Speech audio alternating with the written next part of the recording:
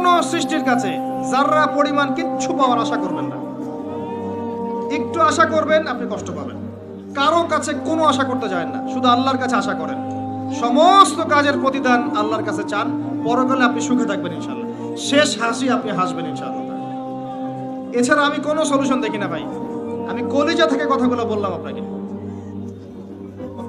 আর যে কথা কলিজা থেকে বের হয় সেই কথা আপনার কলিজার মধ্যে আঘাত করবে ইনশাআল্লাহ। সব কাজ শুধু আল্লাহর জন্য করেন, কেউ আপনার আপন না। আল্লাহ ছাড়া কেউ আপনার আপন নয়।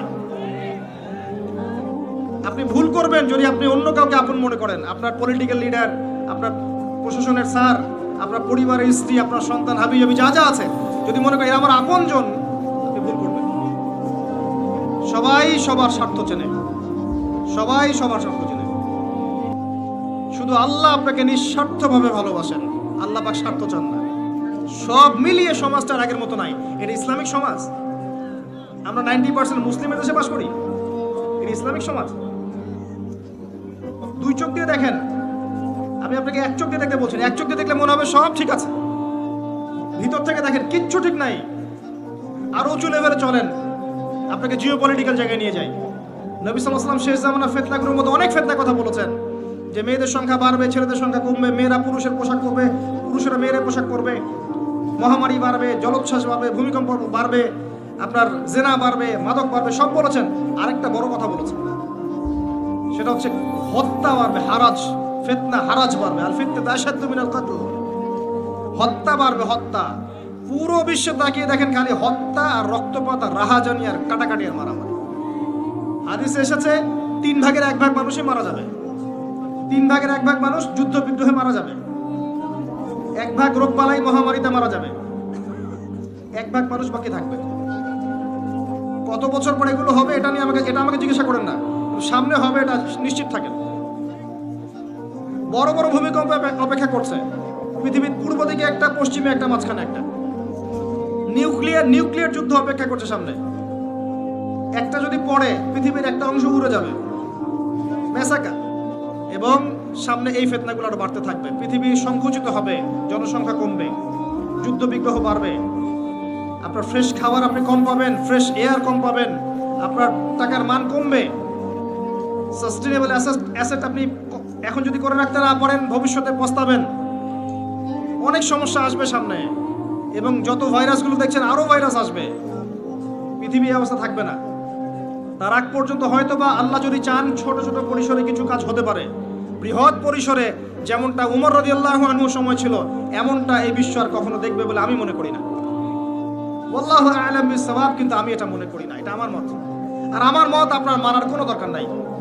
You do not have to accept my opinion. আমি বারবার বলি, আমার ওপিনিয়ন আপনার মানার কোনো দরকার নাই, until or unless you are convinced that I am correct. যতক্ষণ পর্যন্ত না আপনি কনভিন্স হচ্ছেন যে আমি কারেক্ট। বললাম মানার দরকার নেই, বললাম বাস মানলেন এমন না। আমি বলেছি, মতামত প্রকাশ করেছি, আপনি পরীক্ষা নিরীক্ষা গবেষণা যাচাই বাছাই করে দেখেন। যদি মনে হয় যে হ্যাঁ ঠিক আছে, তাহলে মানবেন, আদারওয়াইজ মানার দরকার নেই। এর চেয়ে আমি আর কি ফেয়ার কথা বলতে পারি?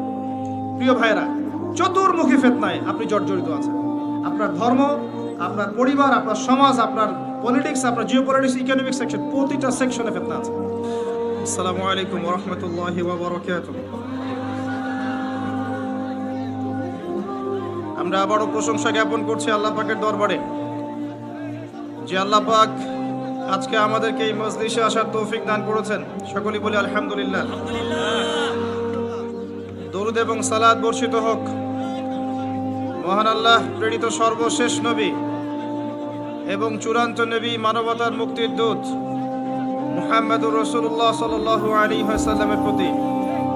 আমরা সবাই দরুদ শরীফ পড়ি। আল্লাহুম্মা সাল্লি আলা মুহাম্মদ ওয়া আলা আলি মুহাম্মদ কামা সাল্লাইতা আলা ইব্রাহিম ওয়া আলা আলি ইব্রাহিম ইন্নাকা হামিদুম মাজিদ। আল্লাহুম্মা বারিক আলা মুহাম্মদ ওয়া আলা আলি মুহাম্মদ কামা বারাকতা আলা ইব্রাহিম ওয়া আলা আলি ইব্রাহিম ইন্নাকা হামিদুম মাজিদ। রাত 12:30টার সময় পুরো মাঠ ভর্তি করে মানুষ বসে আছেন দিনের কিছু কথা শোনার জন্য এবং জানার জন্য। আমরা দোয়া করি আল্লাহ পাক উপস্থিত শ্রোতা, বক্তা, মাহফিল কমিটির যারা সদস্য আছেন, যারা বুদ্ধি দিয়েছেন, পরামর্শ দিয়েছেন, অর্থ দিয়েছেন, শ্রম দিয়েছেন, আজকের মাহফিল সার্থক করার প্রাণপণ চেষ্টা করেছেন। আমরা দোয়া করি আল্লাহ পাক তাদের প্রত্যেকের নেক হায়াত এবং হালাল রিজিককে প্রশস্ত করুন, আমিন। একটা ঘন্টা আমরা আল্লাহর জন্য ওয়াকফ করতে পারি না ভাই? পরিবেশ পরিস্থিতি তো বুঝলেন। এরকম অবস্থায় যদি আমি সূরা আরাফের 179 নম্বর আয়াত তেলাওয়াত করি, তাহলে মিডিয়া আমাকে বিতর্কিত করা শুরু করবে। কি আয়াত? লাহুম কুলুবুন লা ইয়াফকাহুনা বিহা। কিছু মানুষ আছে যাদেরকে আল্লাহ পাক কলব দিয়েছেন, উপলব্ধি করে না। ওয়া লাহুম আযানুন লা ইয়াসমাউনা বিহা। কান দিয়েছেন আল্লাহ পাক, শুনতে চায় না। ওয়া লাহুম আ'য়ুনুন লা ইউবসিরুনা বিহা। আল্লাহ পাক কিছু মানুষকে চোখ দিয়েছেন, তারা দেখতে চায় না। আল্লাহ বলছেন উলাইকা কাল আনআম, এরা হচ্ছে গবাদি পশুর মতো। বাল হুম আদাল, আল্লাহ বলছেন বরং তার চাইতেও এরা নিকৃষ্ট। ওয়া উলাইকা হুমুল গাফিলুন, এরা হচ্ছে গাফিল সম্প্রদায়। আল্লাহর কথা এটা। কিছু মানুষ সম্পর্কে আল্লাহ পাক এই কথা বলেছেন, কিছু মানুষ সম্পর্কে। আমি বলছি না আপনার সম্পর্কে বলেছেন, আমি বলছি আল্লাহ পাক কিছু মানুষ সম্পর্কে এই কথা বলেছেন যে কিছু মানুষকে আল্লাহ পাক কলব দিয়েছেন, কলব, হৃদয়, অন্তর, উপলব্ধি করতে চায় না। আল্লাহ পাক কান দিয়েছেন, কান, শুনতে চায় না। আল্লাহ পাক চোখ দিয়েছেন, চোখ, দেখতে চায় না। যাদেরকে এগুলো দেওয়ার পরেও তারা আল্লাহর নিদর্শন দেখছে না, উপলব্ধি করছে না, বুঝতে চেষ্টা করছে না, আল্লাহ পাক তাদেরকে বলেছেন তারা মানুষের কাতারে পড়ছে না। আল্লাহ পাক বলছেন তারা জীবজন্তুর মতো, বাল হুম আদল, বরং তার চেয়েও নিকৃষ্ট। আমরা যে বা যারাই দ্বীনের সাথে সম্পৃক্ত, দ্বীন ইসলামের সাথে সম্পৃক্ত, আমাদের দ্বারা এমন কোনো স্বভাব আশা করা যায় না যে আমরা কলব থাকতেও বুঝবো না, কান থাকতেও শুনবো না, চোখ থাকতে দেখবো না। এটা তাদের জন্য শোভা পায় যাদের কাছে ইসলামের মতো ধর্ম নাই। যাদের কাছে ইসলাম আছে, কোরআন আছে এবং সুন্নাহ আছে, তাদের জন্য শোভা পায় না যে আমরা এমন হব যে আমরা আমাদের ইন্দ্রিয়গুলোকে কাজে লাগাবো না। 1 ঘন্টার মাহফিলের প্রত্যেকটা সেকেন্ড মূল্যবান। একে তো আপনারা কষ্ট করে এখানে এসেছেন, দিনের 2টা কথা শুনবেন, জানবেন, আমল করার এই নিয়তে এসেছেন। যে আসছে কিছু কথা বলার জন্য, সেও 5-6 ঘন্টা সফর করে আসছে। এই সফরের আর 2 ঘন্টা যদি ওকে তাকে জ্যামে বসে থাকতে হয়, তাহলে কি অবস্থা? তাহলে চিন্তা করেন। মাহফিল শেষ হলে কিন্তু আপনারা চলে যাবেন, আমাকে কিন্তু আবার 6 ঘন্টা সফর করে যেতে হবে। আমি কিন্তু রাস্তায় রাত কাটাবো, এটা কিন্তু সবাই বুঝবে না। মনে করবে যে 1 ঘন্টা আসবে, লেকচার দিবে, চলে যাবে। এমন কি 5 ঘন্টা জার্নি করে আসতে হবে, আবার রাতে আবার 5 ঘন্টা জার্নি করে যেতে হবে। আপনারা বাসায় গিয়ে ঘুমাবেন, আমি কিন্তু রাস্তায় ঘুমাবো। কথাটা কি বুঝতে পারছেন? প্রত্যেকটা বিষয়ের পিছনে মুজাহাদার দরকার আছে, ইফোর্ট দিতে হয়, শ্রম দিতে হয়। এখন যদি আমাদের অজ্ঞতার কারণে এই সাজানো গোছানো প্ল্যাটফর্মগুলো নষ্ট হয়ে যায়, তাহলে এই আয়াতগুলো তেলাওয়াত করলে কি আমার দোষ হয়ে যাবে? আমরা সুশৃঙ্খল জাতি, যেটা কমেন্ট দেওয়া হবে ফলো করবে। মুসলিম জাতি এমন, সামি'না ওয়া আতা'না, শুনলাম মানলাম। এবং আমাদের ভুলের কারণে যখন দায়ীদের, আলেমদের বা বক্তাদের, আল্লাহর রাস্তার যারা মুজাহিদ বা মুবাল্লিগ, তাদের যদি ক্ষতি হয়, তাদের মান সম্মানের, তাদের অর্থ সম্পদের, তাদের আহাল পরিবারের, তাদের জীবনের যদি ক্ষতি হয়, এই ক্ষতির দায়ভার কে বহন করবে? শত শত মানুষ মিলে কি একজন আলেমের জায়গা দখল করতে পারবে? শত শত মিডিয়া কর্মী মিলে কি একজন আল্লাহর রাস্তার মুজাহিদের জায়গা দখল করতে পারবে? এত সহজ না সবকিছু। একজন আলেম হতে হলে অনেক পড়াশোনা করতে হয়, সময় দিতে হয়, শ্রম দিতে হয়, বাড়ি ছাড়তে হয়, স্ত্রী ছাড়তে হয়, বাবা মা ছাড়তে হয়, সব ছেড়ে আল্লাহর পথে পড়ে থাকতে হয়। তিলে তিলে তিলে তিলে একটা আলেম গড়ে ওঠে, একজন দায়ী গড়ে ওঠে, একজন মুজাহিদ গড়ে ওঠে। তাদেরকে যদি আপনারা জাতির সামনে অপদস্থ করেন, আলটিমেটলি দিনের ক্ষতি করছেন, দিনের কোনো উপকার করছেন না। এগুলো ভালো, যখন কিছু কিছু ইস্যু আসবে, এর পিছনের মৌলিক কারণগুলো সবার সামনে স্পষ্ট হয়ে যাবে। যখন আত্মহত্যা শব্দ এসেছে, তখন বাংলাদেশের লক্ষ লক্ষ যুবক সিরাতের কিতাব পড়া শুরু করেছে। আসলেই আছে কিনা দেখি তো। এই ওসিলায় লাখ লাখ যুবক আর রাহিকুল মাকতুম বইটা পড়েছে, আলহামদুলিল্লাহ। কোরআন ইস্যু এসেছে, তখন কোরআনুল কারীম বুঝে পড়ার দিকে বহু মানুষ ফোকাস করছে। তারা বলছে শুধু আমি তেলাওয়াত শিখবো না, আমি বুঝেও পড়বো ইনশাআল্লাহ। তেলাওয়াত শিখলে নেকি হবেই ইনশাআল্লাহ, প্রত্যেক হরফে 10 নেকি হবে ইনশাআল্লাহ তাআলা, কোনো সন্দেহ নাই। কিন্তু বুঝে পড়ে তাদাব্বুর, গবেষণা, আমল করা এবং কোরআনের হক আদায় করা, এটা শুধু তেলাওয়াতের সমান নয়, কোশ্চিনকালেও না। যখন এই ইস্যু এসেছে তখন শত শত লক্ষ লক্ষ যুবক আলহামদুলিল্লাহ কোরআনের অনুবাদ পড়া শুরু করেছে আলহামদুলিল্লাহ। প্রত্যেক ফাইন্না মাআল উসরি ইউসরা, প্রত্যেকটা কষ্টের পিছনে কি থাকে? স্বস্তি থাকে। কোনো কিছুকে আপনি অকল্যাণ মনে করছেন, তার পিছনে একটা কল্যাণ আছে। নতুন একটা ইস্যু দাঁড় করিয়ে দেওয়া হয়েছে, দেখবেন এর ফলশ্রুতিতে কিছু মানুষের দিনের লেবাসে দুনিয়া পূজারী কিছু মানুষের সত্যিকার রূপ স্পষ্ট হয়ে যাবে ইনশাআল্লাহ তাআলা। আল্লাহর রাস্তার দাঈদের, মুজাহিদদের, আল্লাহর রাস্তার মুবাল্লিগদের, আলেমদের যাররা পরিমাণ কোনো ক্ষতি হবে না ইনশাআল্লাহ তাআলা।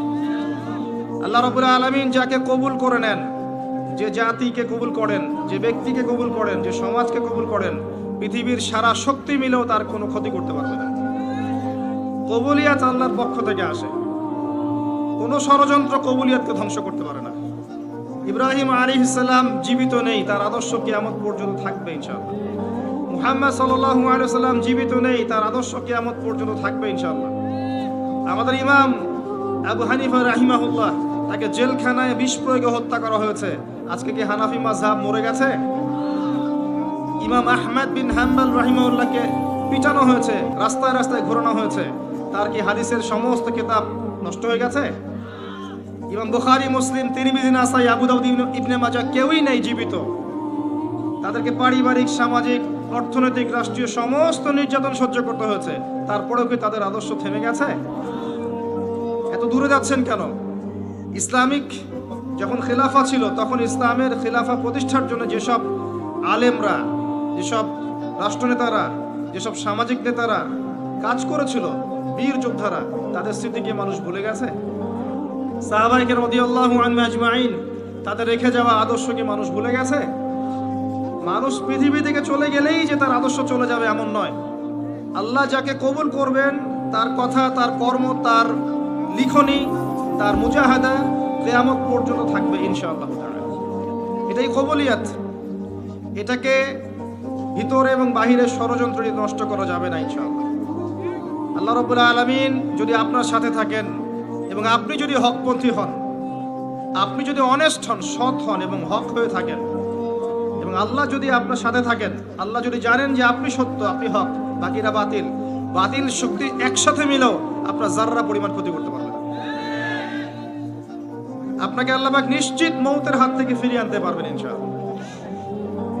কিন্তু আপনি যদি ডিসঅনেস্ট হন, অসৎ হন, আপনার ভিতরে মিথ্যা থাকে, কপটতা থাকে, হিংসা থাকে, অহংকার থাকে, আপনার ভিতরে দোষ থাকে, আল্লাহ জানেন যে আপনি দোষী, তাহলে এত শক্তির দরকার নাই, নিজের ঘরের মধ্যেই আপনি অপদস্থ হয়ে যাবেন। আমরা আল্লাহর প্রতি তাওয়াক্কুল করছি, আল্লাহ পাক আমাদেরকে তার পথে কবুল করুন এবং আল্লাহ পাক আমাদের সবাইকে সুশৃঙ্খল জাতি হওয়ার তৌফিক দান করুন। আল্লাহ পাক আমাদের সবাইকে নিজেদের জান, মাল, সময়, শ্রম ব্যয় করে দ্বীন ইসলামের খেদমত করার তৌফিক দান করুন। আল্লাহ পাক দৃশ্য অদৃশ্যের সমস্ত অনিষ্ট থেকে আল্লাহ পাক আমাদের আপামর জনসাধারণকে, আমাদের সরকারকে, আমাদের প্রশাসনকে, আমাদের দায়ীদেরকে, আমাদের আলেমদেরকে, আমাদের যুবকদেরকে, যুবতীদেরকে সবাইকে হেফাজত করুন, আমিন। আসুন, আজকে আমি জ্যামটাকে কাজে লাগানোর চেষ্টা করছিলাম। জ্যামে যদি বসে থাকেন, সময়টাকে কাজে লাগাতে পারেন। নাসিহা করছি, ওই সময়ের মধ্যে আপনি তাসবিহ তাহলিল করতে পারেন, জিকির আজকার করতে পারেন, কোরআন তেলাওয়াত করতে পারেন। আজকে আমি ভাবছিলাম যে আপনাদেরকে কি বলবো, কি এমন বলবো যে কথাটা বললে 1 ঘন্টার মাহফিলের হকটা আদায় হবে। আমি এখানে বসে গাল গল্প কেচ্চা কাহিনী করতে পারি, যদি এই কাজটা করি তাহলে আদৌ এই মাহফিলের হক আদায় হবে না। হবে? আমরা বেশিরভাগ সময় এগুলোই করছি।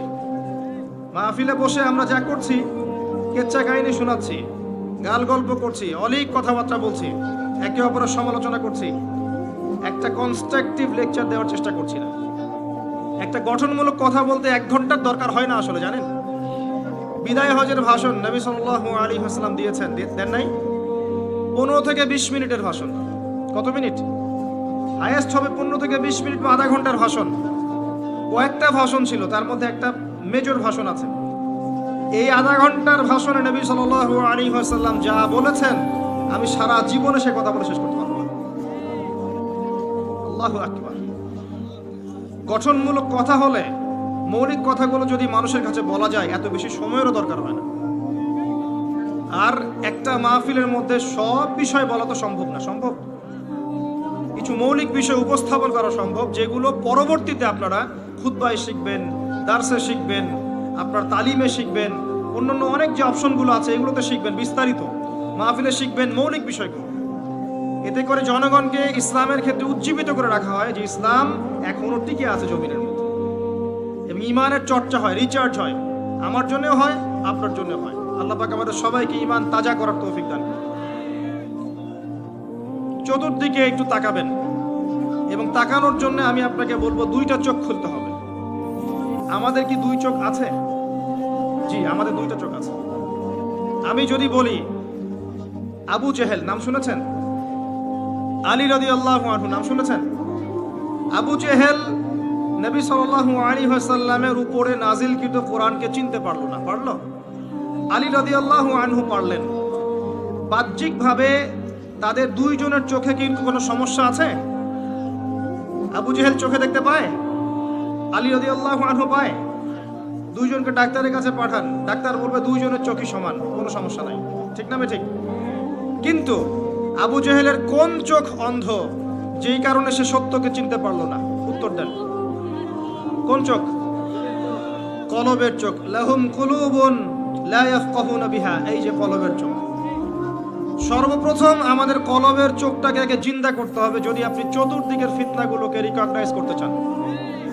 শুধু বাইরের চোখ দিয়ে আপনি কোশ্চিন কালেও সব বুঝতে পারবেন না।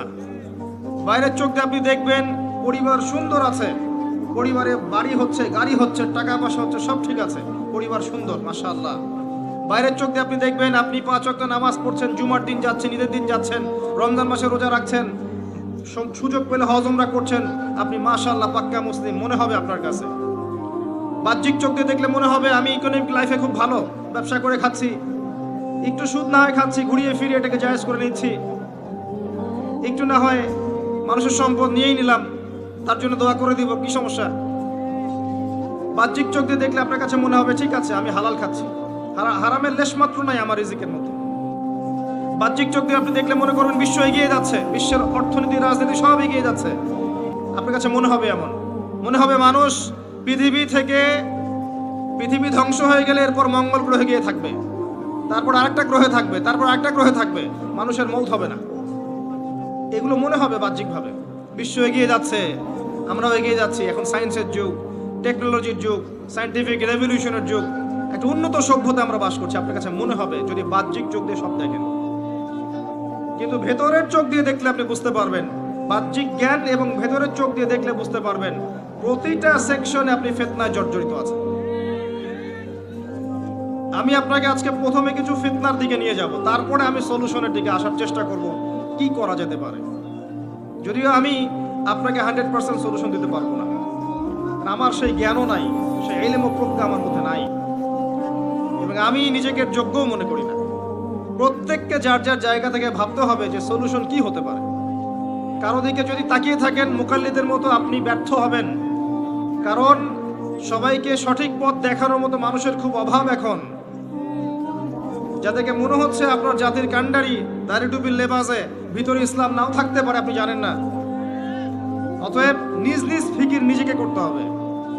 প্রথমে আপনাকে আমি ধর্মের দিকে নিয়ে আসেন। আপাত দৃষ্টিতে আপনার কাছে মনে হচ্ছে আমরা সবাই ধার্মিক, মাশাআল্লাহ, আমরা নামাজ পড়ি, রমজানে রোজা রাখি, ইত্যাদি ইত্যাদি। আমি আপনাকে দেখাচ্ছি যে মুসলিমদের তাওহীদের মধ্যে এখন শিরকের ছড়াছড়ি। মুসলিম জাতি এখন তাকদীরে বিশ্বাস করে না অনেকেই। মুসলিমদের মধ্যে অনেকে বের হয়েছে যারা মুহাম্মদ সাল্লাল্লাহু আলাইহি ওয়াসাল্লামকে শেষ নবী হিসেবে মানে না। জি, আপনি অবাক হচ্ছেন, নাম শুনেন নাই? মুসলিমদের মধ্যে এমন অনেকে আছে যারা বলে আমরা মুসলিম, এমনকি বলে আমরা হানাফি মাযহাব ফলো করি, নাউযুবিল্লাহ, এবং এরপরে বলে যে মুহাম্মদ সাল্লাল্লাহু আলাইহি ওয়াসাল্লাম নবী ছিলেন কিন্তু শেষ নবী না, আরো নবী আসতে পারে। দিন দিন তাদের অর্থনৈতিক ভিত্তি এত শক্তিশালী হয়েছে যে তারা জার্মানির মতো জায়গায় বসে কনফারেন্স করে ফেলেছে এবং বাংলাদেশের মাটিতে ওপেন মাহফিল করার পারমিশন চাচ্ছে। কোথায় আছেন আপনি? বাংলাদেশে এমনও মানুষ আছে যারা বলছে আমরা শুধু কোরআন মানি, হাদিস মানি না। জি, আপনি অবাক হচ্ছেন? আমি আপনাকে দেখাচ্ছি যে আপনাকে ধর্মের দিক থেকে শুরু করলাম, আপনাকে আমি নিয়ে যাব উপর লেভেল পর্যন্ত। কি পরিমাণ ফিতনা আপনি বসে আছেন, কি পরিমাণ ফিতনাময় পরিবেশে আমরা বসে আছি। দুই চোখটা দিয়ে দেখবেন, এক চোখ দিয়ে না। আর দুই চোখের কথা মনে পড়লেই একজনের কথা মনে পড়ে আমার। তিনি হচ্ছেন খিদির আলাইহিস সালাম। কি নাম? কোন সূরা আছে কথা? সূরা কাহফে আছে, বাসায় গিয়ে পড়বেন। নবী মুসা আলাইহিস সালাম একটা ভাষণ দিচ্ছিলেন, আর একজন উঠে দাঁড়িয়ে বললেন আপনি খুব চমৎকার ভাষণ দিচ্ছেন, আপনার চেয়ে কোনো জ্ঞানী মানুষ আছে পৃথিবীতে? নবী মুসা আলাইহিস সালাম বলেছিলেন না।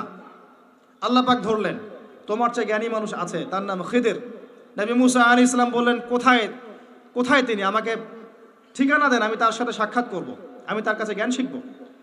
তিনি সফর করলেন, অনেক লম্বা সফর। আল্লাহ পাক বললেন যেখানে দুইটা সাগর মিলিত হবে সেখানে তুমি তাকে পাবে। গিয়ে দেখলেন তিনি সেখানে বসে আছেন। বললেন আমি আপনার কাছে জ্ঞান শিখতে চাই। খিদির আলাইহিস সালাম বললেন তুমি আমার সাথে ধৈর্য ধরতে পারবে না। সুবহানাল্লাহ। তিনি বললেন ইনশাআল্লাহ আমি ধৈর্য ধরবো, আমাকে সাথে নেন।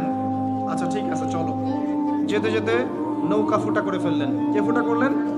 খিদির আলাইহিস সালাম। আর একটু সামনে গিয়ে একটা বাচ্চাকে হত্যা করলেন। আর একটু সামনে গিয়ে একটা দেয়ালকে নির্মাণ করলেন কোনো পারিশ্রমিক ছাড়াই। প্রত্যেকটা বার মুসা আলাইহিস সালাম বললেন এটা কেন করছেন, এটা কেন করছেন, এটা কেন করছেন।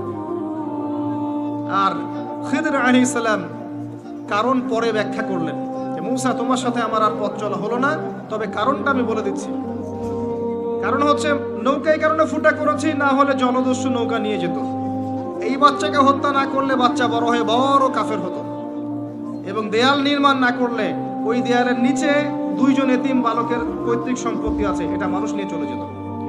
বাহ্যিক চোখ দিয়ে মুসা আলাইহিস সালাম সব বুঝতে পারেননি, পেরেছেন? অন্তর্দৃষ্টি দিয়ে আল্লাহর নূর দিয়ে খিদির আলাইহিস সালাম দেখেছেন, তিনি বুঝতে পেরেছেন আসল ঘটনা কি। এটাই বলছি আপনাকে, প্রত্যেকটা মুসলিমকে এখন খিদির হতে হবে আলাইহিস সালাম। এক চোখ দিয়ে দেখলে হবে না, দুই চোখ দিয়ে দেখতে হবে। কিন্তু কলমের চোখ দিয়ে দেখার যোগ্যতা কিভাবে অর্জিত হবে, এটা একটা পয়েন্ট। প্রথম কথা হচ্ছে মনের মধ্যে থেকে হিংসা দূর করতে হবে, মনের মধ্যে থেকে খারাপ রিয়া, অহংকার, খারাপ রিপু দূর করতে হবে। তাসকি, আত্মশুদ্ধি লাগবে। মনের ভিতরে কারো জন্য কোনো বিদ্বেষ রাখা যাবে না। মনটা হতে হবে পবিত্র, সফট, সবার জন্য শুভাকাঙ্ক্ষী। সবার জন্য শুভাকাঙ্ক্ষী বলে যে আপনি হক কথা স্পষ্ট করে বলবেন না এমন নয়, হক হকই বলবেন। যদি বাতিলের গায়ে লাগে কিচ্ছু করার নাই। যদি সারা দুনিয়ার মানুষ মিথ্যা কথা বলে আপনার সত্য বলার সাহস থাকা চাই, তখন কলবে নূর আসবে ইনশাআল্লাহ। দ্বিতীয় বিষয় হচ্ছে বেশি বেশি মৌতের স্মরণ, পরকালের স্মরণ, কোরআন তেলাওয়াত, আল্লাহর জিকির করা, আল্লাহর কাছে দোয়া করা। মনটা নরম হবে, তাসকিয়া হবে ইনশাআল্লাহ তাআলা। আল্লাহ নূর আপনার কলবে আসবে, আপনি খিদির আলাইহিস সালামের মতো দুই চোখ দিয়ে বিশ্বকে দেখতে পারবেন ইনশাআল্লাহ। এবার আপনি ওই দুই চোখ দিয়ে দেখেন, মুসলিমদের মধ্যে বহু মানুষ এখন মুহাম্মদ সাল্লাল্লাহু আলাইহি ওয়াসাল্লামকে শেষ নবী হিসেবে মানে না। নাউজুবিল্লাহ। মুসলিমদের মধ্যে এমন অনেক মানুষ আছে যারা বলে এখন কোরআন মানি, হাদিস মানি না। মুসলিমদের মধ্যে বহু মানুষ তাকদীরে এখন বিশ্বাস করে না, তারা কিন্তু নামাজ পড়ে, 5 ওয়াক্ত নামাজ পড়ে। মুসলিমদের মধ্যে বহু মানুষ আল্লাহর হালালকে এখন হারাম করে নেয়, আল্লাহর হারামকে হালাল করে নেয়। জি, তারা মুসলিম, 5 ওয়াক্ত নামাজ পড়ে। মুসলিমদের মধ্যে বহু মানুষ এখন কবরে সেজদা করে, মাজারে সেজদা করে, আল্লাহ ছাড়া অন্য কারো নামে জবাই করে, আল্লাহ ছাড়া অন্য কারো কাছে দোয়া করে, আল্লাহ ছাড়া অন্য কারো জন্য নজর মানত করে, কুরবানি করে। মুসলিমরা এগুলো করে। ধর্মের অবস্থা দেখাচ্ছি আপনাকে। মুসলিমদের মধ্যে ম্যাক্সিমাম মুসলিম 5 ওয়াক্ত নামাজ মসজিদে পড়ে না। বিশ্বাস করছেন না? আপনার এলাকার যে মসজিদগুলো আছে জরিপ করে দেখেন, কতজন আদমশুমারি আছে না? মুসলিম পরিবারের সংখ্যা কয়টা, নামাজে যায় কয়জন, জরিপ করে দেখেন, আমার কথা সত্য পেয়ে যাবেন ইনশাআল্লাহ। আর যারা যায় তাদের মধ্যে ফজর এশায় কয়জন যায় আল্লাহু আ'লাম। কিন্তু রমজানে তারাবিতে তারা আসবে, এসে বলবে ইমাম সাহেব নামাজ তাড়াতাড়ি পড়েন। এসে বলবে আজকে জিলাপি না খোরমা, আজকে কি ওই সময় দেখবেন মসজিদে ওদের দৌরত্ব বেড়ে গেছে। জি,